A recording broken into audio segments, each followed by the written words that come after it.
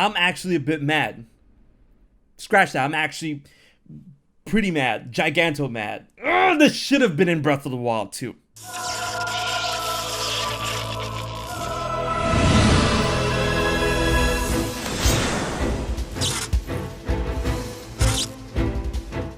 What's up, guys? HMK here once again from the 5th dimension. And when it comes to talking about The Legend of Zelda, Breath of the Wild and Breath of the Wild 2, you know I love to theorize, speculate on what could be in the game or what would be pretty cool when it comes to the new additions they will add to the world of Hyrule.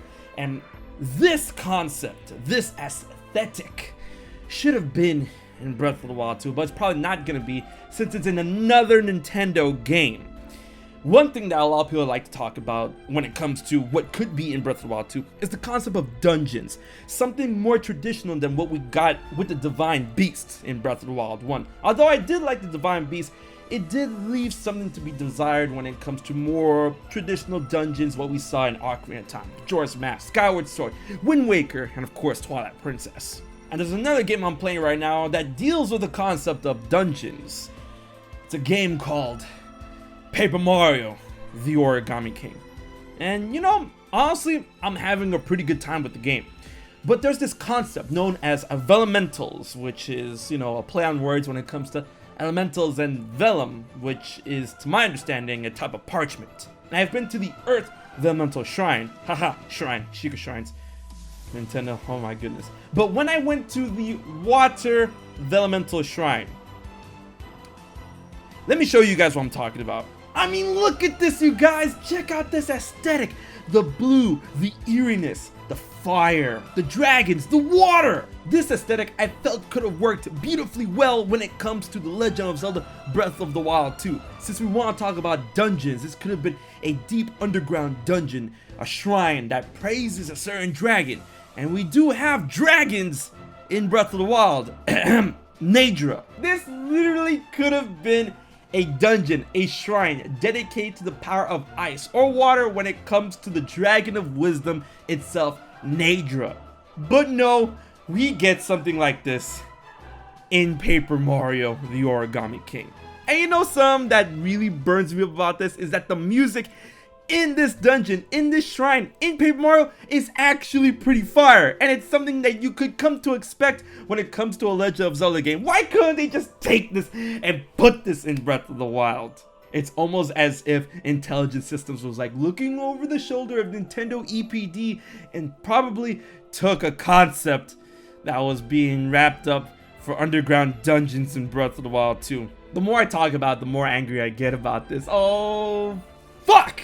Now, to be fair, this dungeon isn't very big, and the puzzles within it is not that hard. I'm not talking about taking this whole dungeon, scheme, map, schematic, and just place it in Breath of the Wild 2. I'm talking about the aesthetic, the theme, the beautiful. I'm such a sucker for eerie, blue, fire, all that good jazz. I mean, of course, I did play a lot of Breath of the Wild, and we did have to deal with a lot of blue aesthetic in terms of the Sheikah Shrines. But something like this had my mind racing and going when it comes to Paper Mario tackling their own elemental shrines, Vellumental Shrines.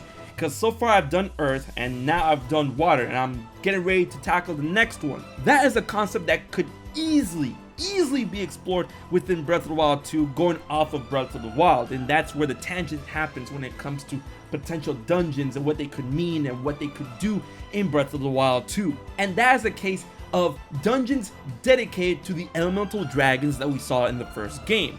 Naydra, the element of ice, and by a long shot, water. Farosh, the dragon of courage with the element of lightning and thunder. And of course, Dinral, the dragon of power, which deals with the element of fire. Sure, we've had these dragons explored ever so slightly, and we got some information about them when it comes to the Spring of Courage, the Spring of Wisdom, and the Spring of Power, where we actually found and freed Naydra from the Malice over on the top of Mount Lanayru at the Spring of Wisdom. So obviously, these dragons are very important to the overall element scheme in Breath of the Wild, and of course, the 3 golden goddesses. And to have a concept like super secret shrines, super secret dungeons that could have been underground that worshipped these dragons, and it could tell us about their origins. and how they could possibly relate to the old ancient dragons that we saw in Skyward Sword. You know what I'm talking about. Eldin, Faron, and Lanayru. As Naedra, the Dragon of Wisdom, was afflicted with malice on the top of Mount Lanayru. Exploring these dungeons, these shrines, could have given us context on how possibly these dragons could be reincarnation of the dragons that we had to deal with in Skyward Sword, possibly relaying a dark history of Ganon and Ganondorf, of what they had to deal with the concept of demise, this curse from back in the day until they had to be reincarnated into these dragons, and giving us insight to the past that relates to Ganondorf overall, while also giving us a new power.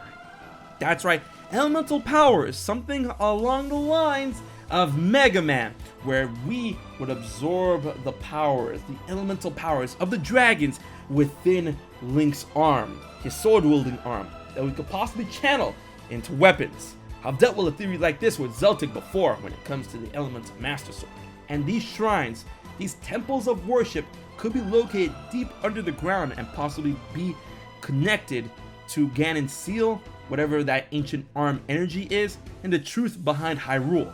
And all of this bubbling thought process, speculation, all that good jazz came from this aesthetic that deals with the water dragon, the water elemental, in Paper Mario. And now it could be possible that a concept like this that would have worked beautifully, in my opinion, for dungeons in Breath of the Wild 2 is taken away from us in a game about paper. But no lie, I'm enjoying the game very much, but this wasted opportunity, just like how godlike music was wasted on Triforce Heroes. This idea could have been so much more than what we got in Paper Mario the Origami King. But then again, that's not gonna stop me from thinking about what the dungeons could be like if we were to get traditional dungeons in The Legend of Zelda Breath of the Wild 2, because that is something that a lot of people really want when it comes to the sequel. That and the lack of weapon breaking or, rain, which they actually make fun of in Paper Mario. I just find it so funny that at the end of the day, that a goofy comedic-like adventure made of completely out of paper can produce something as beautiful when it comes to the aesthetic of the Vellumental shrines, specifically the Water Vellumental Shrine. This had my mind racing when I first got to this place. I'm like, this belongs in Zelda. This looks like it should have been in Zelda. Why couldn't this been in Zelda? This could have been in Breath of the Wild 2. It should have been in Breath of the Wild 2. But then again, Nintendo could wow us with a concept of these cool, different, something that we've never seen before when it comes to possible underground Zonai dungeons. Uh-oh, he said the Z word. But of course, we have to wait for new information, more information when it comes to Breath of the Wild 2. But until then, it's my job to make videos like this. But honestly, this should have been in Breath of the Wild 2. But look up for a follow-up video when it comes to specifically concepts and dungeons and how they can work when it comes to Breath of the Wild 2, what they can add and what they can reward you with when compared to what we got as dungeons in Breath of the Wild 1. And also, be on the lookout for my Paper Mario the Origami King review, because I'm having a good time with this game, but I'm still not done. Once I'm done, we're gonna throttle it with a brutally honest review, because I've been seeing those a lot, and I guess that's what people want. But let me know what you guys think about this aesthetic that I felt was not wasted, but just didn't reach its full potential, wasted on Paper Mario when it could have been something along those lines in Breath of the Wild 2. I'm not saying that the dungeon should have been made out of paper. I'm just saying the way it looks, just